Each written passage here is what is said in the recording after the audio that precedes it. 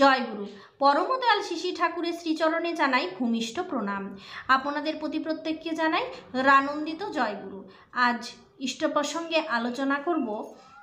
আমরা আমাদের জীবনের একটা লক্ষ্য থাকে, তাই না?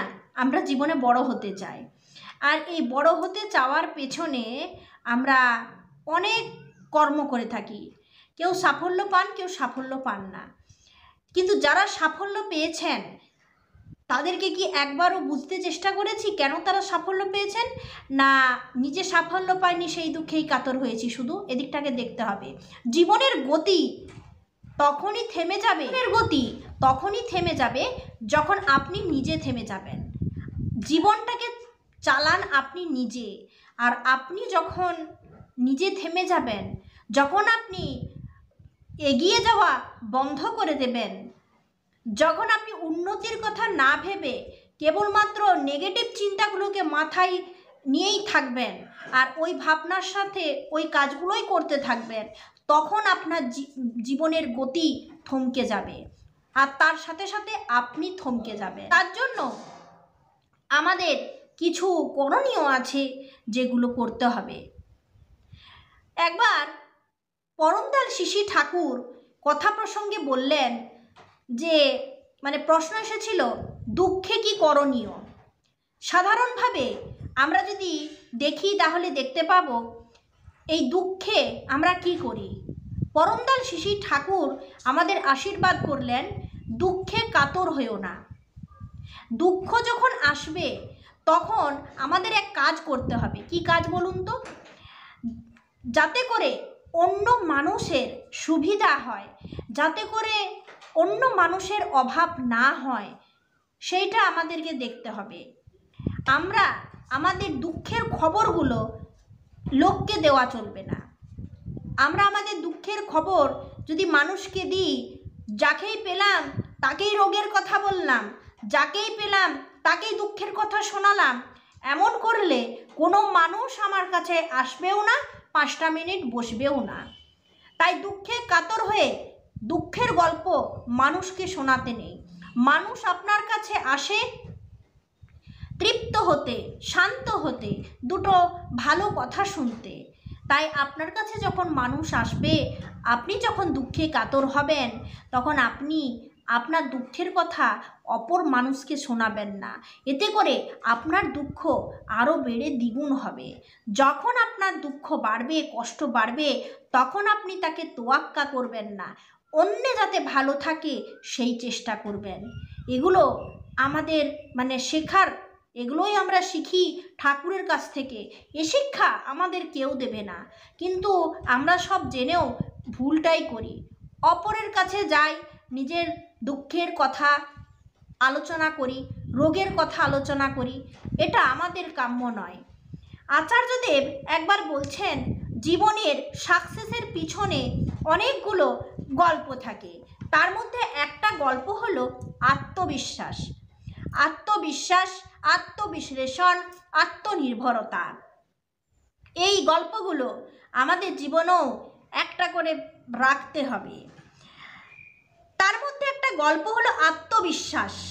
কখনো নিজের প্রতি বিশ্বাস হারাবে না। কনফিডেন্স আমাদের প্রত্যেকটা মানুষের চাই। জানবে প্রত্যেকের জীবনে একটা স্বাভাবিক গতি থাকে। আচার্যদেব বলছেন, এই যে তুমি পড়াশোনা করছো, এত দূর এসেছো, তার একটা নিজস্ব গতি আছে বলেই এত দূর এসেছো। তাহলে সেই গতিটা, ছন্দটা তোমার নিজস্ব বৈশিষ্ট্য, এটা হারাবে না।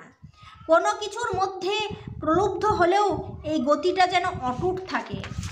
আর একটা কথা হলো মগ্নতা। যখন কোনো কাজ আমি করব, তাতে আমার মগ্নতা কতটা আছে সেটা বলে দেবে কাজটাতে আমি কতটা সফল হব। তুমি ধ্যান করতে দেখেছো না?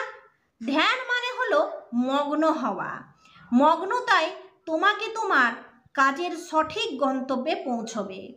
একটা কাজ, সেই কাজে সাফল্যটা কিসের উপর নির্ভর করে? মগ্নতার পেছনে। এই কাজটার প্রতি আমার কতটা ইচ্ছা আছে। পরম দয়ালের একটা কথা আছে সত্যানুসরণে, যাতে বিরক্তি আসছে জানবে তা পণ্ড হওয়ার মুখে। আছে না নেই বলুন? আছে তো। তো ছোটবেলায় এই গল্পটা পড়েছিলে, মনে আছে? বেঞ্জিনের স্ট্রাকচারের গঠন কেমন করে আবিষ্কার হলো? এক বিজ্ঞানীর নাম ফ্রেডরিক অগাস্ট কেকুল। তিনি কিভাবে আবিষ্কার করেছিলেন মনে আছে? কেউ আবিষ্কার করতে পারছিল না, সবাই চেষ্টা করেছিলেন, কিন্তু তিনি মগ্ন হয়ে আছেন বিষয়টার মধ্যে। আর এইভাবেই তিনি একদিন মগ্ন হয়ে স্বপ্নে দেখলেন। স্বপ্নের মধ্যে তিনি দেখলেন একটা সাপ ঘুরে নিজের লেজটাকেই খাচ্ছে। তা থেকে ধারণা পেয়ে গেলেন বেঞ্জিনের স্ট্রাকচার কেমন হবে। তাহলে বিষয়টা হলো এরকম। আর একটা দিক হলো তোমার মন। মন দেখবে নানা রকম কারণে আবেগপ্রবণ হয়ে উঠবে। সেই সময় কখনো কোনো সিদ্ধান্ত নেবে না, কেননা মনে রাখবে আবেগপ্রবণ অবস্থায় আমরা যা সিদ্ধান্ত নিই তা সাধারণত ভুল হয়ে থাকে। আর তৃতীয় কথা, মাকে সব সময় সব কথা বলবে। যাই হবে বাড়িতে মাকে এসে বলবে। কখনো কোনো কিছুতে ভয় পাবে না। মাকে যে কথা বলতে ভয় হবে জানবে সেইখান থেকেই মনের মধ্যে অন্ধকার ঢুকবে। মাকেও সেরকম হতে হয়। ছেলেদের সাথে ভালোভাবে কথাবার্তা, বেশিরভাগ সময় ছেলেদের পেছনে কাটানো, ছেলেদেরকে দেওয়া, ছেলেদেরকে নিয়ে থাকা, তবেই তো মাকে সে ছেলে বুঝবে। আজকালকার যা আধুনিক যুগ, এতে করে মারাই ছেলেদের সময় দিতে ভুলে যাচ্ছেন। তাহলে ছেলেটা কি করে তার নিজের গালগল্পগুলো মায়ের সাথে করবে বলুন তো? আচার্যদেবের সুন্দর কথা, এই সুন্দর কথাটা আমরা যদি মেনে চলি তাহলে আমরা জীবনে বড় হব। আমাদের আত্মবিশ্বাস হারানো চলবে না। যে কাজটা করব সেই কাজটাতে আমাদের মগ্ন থাকতে হবে। এই মগ্ন যতটা হবে, এই মগ্নতা দেখেই বোঝা যাবে এই কাজটাতে আমি সাফল্য পাবো কি না। এক দাদা প্রণাম নিবেদন করে আচার্যদেব জিজ্ঞাসা করছেন ওই দাদাকে যে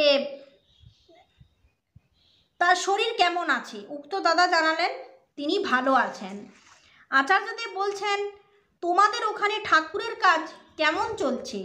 উক্ত দাদা বলছেন, আজ্ঞে চলছে। আমরা সবাই সবার মতো করে চেষ্টা করছি। বিশেষ করে আমি আর এই দাদা পাশে উপবিষ্ট এক যুবক ভাইকে দেখিয়ে বললেন, একসাথে কাজ করছি, কিন্তু উৎসাহটা ঠিক তেমন পাচ্ছি না। তাই কাজ পুরো উদ্যমে শুরু করেও কেমন যেন ঝিমিয়ে যাচ্ছে। আচার্যদেব বললেন, একটা কথা মাথায় রাখবে, আমাদের মন সব সময় উৎসাহ চায়। প্রশংসা পেলেই মন প্রফুল্লিত হয়ে ওঠে। আর ঠিক তার উল্টোটা হয় নিন্দায়, কুধরায়, ভুল ধরার মধ্যে। আপনি কোনো মানুষের যদি প্রশংসা করেন, তাকে ভালো বলেন, তাকে আনন্দ দেন, সে সত্যিই ভালো হয়ে উঠবে। যদি কোনো মানুষের নামে সবসময় কথা বলেন, নিন্দা করেন, তার ভুল দেখান, তাকে সবসময় টক্কর দেওয়ার চেষ্টা করেন, তাহলে সে মানুষ কোনোদিন আপনার কাছেও আসবে না, আর সে আপনার কোনো কাজও করবে না। কিন্তু একে অপরের প্রশংসা করলে আপনি কাজের উৎসাহ ফিরে আসে। ধরো একটা কাজ খুব সামান্য কিছু, তুমি বললে এটা এইভাবে করলি, বাহ দারুণ তো, আমি তো এরকম ভাবিনি, বাহ অসাধারণ তো। এইভাবে ছোট ছোট প্রশংসা করলে কি হয় জানো? কাজের গতির মধ্যে রিফোর্সমেন্ট অর্থাৎ শক্তি বৃদ্ধি এনে দেয়। এভাবে নিজেরাই নিজেদেরকে উৎসাহী করে তুলতে পারবে। তা না করে যদি একে অপরের ভুল ধরা হয়, নিন্দা করা হয়, উৎসাহ হারিয়ে যাবে। কী হবে বলুন তো? একে অপরের সঙ্গে ঝগড়া বাঁধবে। ঝগড়ার কারণ আমরা নিজেরাই ঝগড়া করি। ঝগড়া তো আর বাইরে থেকে এসে অন্য কেউ করে যায় না। নিজেরা নিজেদের প্রশংসা দিতে জানি না, নিন্দা করি। এর কথা তার কাছে, ওর কথা আমার কাছে, নানা রকমভাবে কথাগুলো এলোমেলো করে সাজিয়ে গুছিয়ে বলতে থাকি। এতে করে আমাদের ঝগড়ার সৃষ্টি হয়। যাকে বলবে সবারই উৎসাহ হারাবে যদি নিন্দা হয়। যাকে বলবে তারও উৎসাহ হারাবে, যে নিন্দা করে তারও উৎসাহ হারাবে। আজকে আমরা অনেকটাই পড়লাম, আর আচার্যদেবের এই বলা থেকে, আশীর্বাদ থেকে আমরা জানতে পারলাম যে আমাদের জীবনে আমরা কিভাবে সাফল্য লাভ করব, কিভাবে এগিয়ে যাব, আর ভবিষ্যৎটাকে কিভাবে সুন্দর করব। তিনি যে সাকসেসের গল্পটা বললেন, তিনি আমাদের একটা সুন্দর ছোট্ট ঘটনা শোনালেন, বেঞ্জিন স্ট্রাকচারের ঘটনাটা। এই বেঞ্জিন স্ট্রাকচারের ঘটনাটা কিন্তু আমাদের মানে বুঝিয়ে বলে দিলেন এই ঘটনার মাধ্যমে আমাদের জীবনের গতি সত্যি থামার নয়। আর একটা কথা, আমরা এই যে আবেগপ্রবণ অবস্থা অনেক সময় সিদ্ধান্ত নিই, যে সিদ্ধান্তটা আমাদের নেওয়া চলবে না। আরও একটা কথা আচার্যদেব বললেন, মাকে সব কথা বলতে। তাই আমাদের ছেলেদের কিন্তু এইভাবেই তৈরি করতে হবে। ভবিষ্যৎটাকে সুন্দর করুন, এই সমস্ত কথাগুলো শুনে যাতে আমাদের কোনো রকম ভবিষ্যৎ নিয়ে চিন্তা না হয়, সাকসেস নিয়ে চিন্তা না হয়। এই জন্যই আমাদেরকে আচার্যদেব এই কথাগুলো বললেন, সাকসেস নিয়ে যাতে চিন্তা না হয়। সাফল্য পাবো কি না পাবো সেটা পরের কথা, আগে কাজটা আমাকে ঠিক মতো করতে হবে। আচার্যদেবের আরও বিভিন্ন রকমের সুন্দর সুন্দর কথাগুলো নিয়ে আসবো পরের দিনে। আজ প্রসঙ্গ এইটুকুই। আপনারা সকলে সুস্থ থাকুন, ভালো থাকুন, আচার্যদেবের কথাগুলি অবশ্যই মেনে চলুন। জয়।